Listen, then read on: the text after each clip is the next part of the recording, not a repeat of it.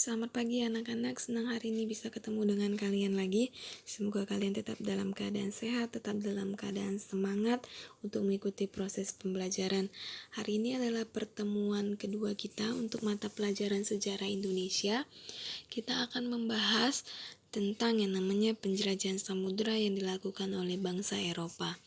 Nah, nanti di dalam penjelajahan bangsa Eropa itu dimulai yang namanya dengan perjanjian Tordesillas. Apa itu perjanjian Tordesillas? Perjanjian Tordesillas ini adalah perjanjian yang dibuat di Spanyol pada 7 Juni di 1494.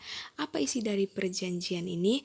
Nanti perjanjian ini adalah perjanjian yang bicara tentang pembagian dunia di luar Eropa menjadi dua wilayah, ya kan? Nanti katanya wilayah timur itu dimiliki oleh yang namanya Portugis, sementara di bagian barat itu nanti dimiliki oleh yang namanya Spanyol.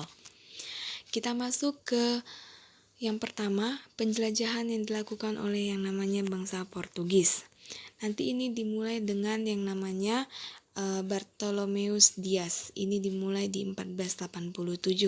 Nanti Dias ini adalah orang yang diutus oleh Raja Portugis untuk melakukan yang namanya atau mengatur perjalanan menuju ke Afrika Barat. Namun ya, hal ini tuh didasarkan pada kenyataan bahwa sampai abad ke-15 pun para pelaut Portugis itu hanya mampu mendarat di Pantai Emas aja, nggak lebih dari itu. Kemudian nanti dengan perjalanannya si Dias inilah akhirnya berhasil sampai ke ujung selatan Afrika yang disebut nanti dengan Tanjung Pengharapan. Kemudian selanjutnya nanti dilanjutkan oleh yang namanya si Vasco da Gama. Vasco da Gama ini adalah pelaut kebangsaan Portugis yang merupakan sekaligus pelaut Eropa yang berhasil pertama kali sampai di Goa India pada 1498. Nanti si Vasco ini menggunakan jalur atau rute yang dibuka oleh pendahulunya si Dias, ya kan? Jadi dia tinggal mengikuti jalur yang dibuat oleh si Dias pertama kali.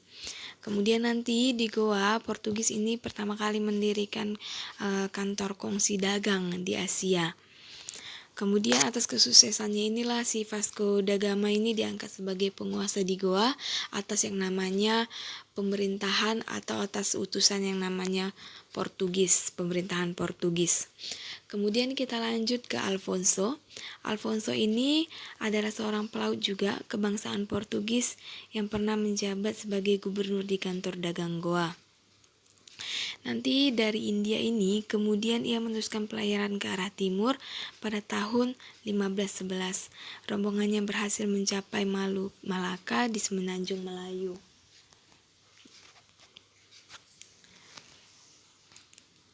Nah, kemudian saat itu Malaka merupakan salah satu pelabuhan yang paling ramai yang namanya di Asia Tenggara. Nanti setahun berikutnya, di tahun 1512, barulah akhirnya kapal Portugis ini berhasil sampai di Maluku. Maluku Indonesia ya. Jadi itulah sejarah pertama kali bangsa Portugis itu bisa sampai ke yang namanya Indonesia. Nah, yang kedua kita akan masuk namanya penjelajahan bangsa Spanyol. Ini pertama kali nanti ada si Christopher Columbus. Christopher Columbus ini pada 3 Agustus di 1492 dengan izin atau bantuan Ratu Isabella, akhirnya dia berangkat dari pelabuhan Spanyol berlayar menuju ke arah barat. Nanti di tanggal 16 September di 1492, rombongan Columbus sampai di Kepulauan Kenari di sebelah barat Afrika. Di 1492 juga rombongan Columbus berhasil mendarat di pantai bagian barat dari kepulauan yang namanya Bahama. Ya kan, Columbus mengira bahwa dia sudah sampai di tanah Hindia. Oleh karena itu penduduk yang menempati daerah itu disebut orang-orang Indian. Padahal bukan ya. Kemudian tempat yang mendarat Columbus ini kemudian dinamakan San Salvador, atau selanjutnya rombongan ini kembali berlayar dan mendarat di namanya Haiti. Nanti di 1493 Columbus sampai kembali ke Spanyol, ya kan, karena katanya berkat keberhasilannya mendarat di kepulauan Bahama dan Haiti, si Columbus diakui sebagai penemu daerah baru yang itu benua Amerika. Itu adalah asal mula penemuan yang namanya benua Amerika. Nanti ini juga dilakukan oleh yang namanya bangsa Eropa. Nah, jadi kalau ada pertanyaan mana di luar ditemukan benua Amerika atau Eropa, benua Eropa ya, karena ternyata penemu benua Amerika adalah orang yang berasal dari benua Eropa. Kemudian kita masuk ke Ferdinand. Ferdinand ini sesungguhnya berkebangsaan Portugis tetapi bekerja untuk orang Spanyol. Nanti dalam pelayarannya yang dimulai pada tanggal 10 Agustus di 1519, dia dibantu oleh yang namanya Juan Sebastian. Pada Maret 1521 nanti rombongannya mendarat di Pulau Guam April 1521 sampai di Kepulauan Masava, ya kan. Kemudian ini Kepulauan Masava ini dikenal dengan negara Filipina sekarang ya. Kemudian dia menyatakan bahwa daerah yang mereka temukan sebagai koloni Spanyol atau daerah kekuasaan atau daerah jajahan Spanyol. Kemudian nanti tindakannya ini mendapat tantangan dari penduduk setempat, yaitu orang-orang Matstan, ya kan. Katanya sehingga terjadi konflik yang mengakibatkan si Malgenhis ini terbunuh. Kemudian rombongannya selamat meninggalkan Filipina di bawah pimpinan Sebastian. Nanti tadi udah dijelaskannya si Sebastian ini yang membantu dia untuk sampai ke Filipina. Kemudian terus berlayar ke arah selatan. Pada tahun 1521 mereka sampai di Kepulauan Maluku. Lantas kembali bertolak ke Spanyol. Nah, kemudian yang ketiga adalah penjelajahan yang dilakukan oleh bangsa Belanda. Ini dilakukan pada tahun 1985. Pada perang 80-an, Portugis dikuasai oleh Spanyol yang mengakibatkan Belanda tidak dapat membeli yang namanya rempah-rempah di Portugis. Tahun 1594, Barents berlayar untuk mencari dunia timur atau yang disebut dengan tanah Hindia melalui daerah kutub utara.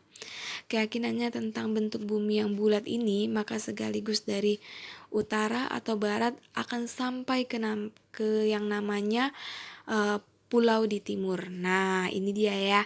Nanti katanya si Barents ini melakukan perjalanan yang berbeda. Dia punya keyakinan bahwa bumi bulat. Kalau dia pun pergi dari utara, kalau dia pun datang dari utara atau dari barat, sama-sama akan sampai ke namanya daerah bagian timur. Ya kan, karena bagian timur nanti udah terkenal sebagai daerah yang kaya akan rempah-rempah. Karena ternyata Barents tidak begitu mengenal medan, penjelajahannya berhenti di sebuah pulau yang disebut dengan Novaya Zemlya. Kemudian ia meninggal di perjalanan. Kemudian nanti dilanjutkan oleh Cornelius de Houtman. Cornelius de Houtman ini pada tahun 1596 diutus oleh Belanda, ya kan, mengirimkan 4 kapal di bawah pemerintahan Cornelius ini nanti kemudian berhasil mendarat pertama kali di Banten, Indonesia ya. Kemudian Cornelius de Houtman di Banten ketika masa pemerintahan Sultan Abdul Qadir.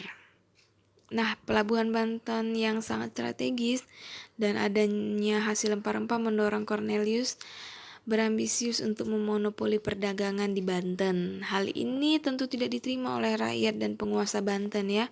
Akhirnya Cornelius de Houtman dan armadanya segera meninggalkan Banten dan akhirnya kembali ke Belanda. Nah, nanti kalau ditanya siapa orang pertama kali yang berhasil, orang Belanda yang pertama kali berhasil masuk ke Indonesia itu adalah Cornelius de Houtman ya. Paham ya? Nanti pelayaran Cornelius dapat dikatakan mengalami kegagalan karena dia kembali tanpa membawa yang namanya perdagangan atau rempah-rempah.